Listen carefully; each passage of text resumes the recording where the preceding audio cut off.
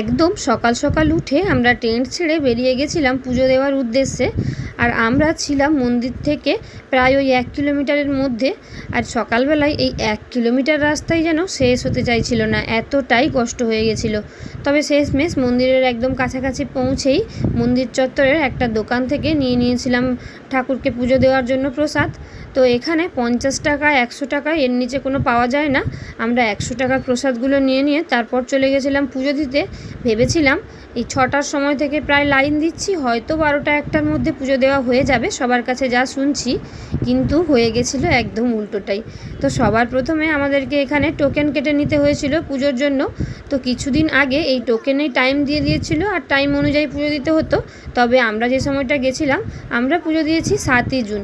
এই সময় টোকেনটা কাটলেই কোনো সময়ের ব্যাপার নেই, লাইনে দাঁড়ালে তবেই পুজো দেওয়া যাবে। আর আমরা শেষমেশ লাইনে এসে দাঁড়াতে পেরেছিলাম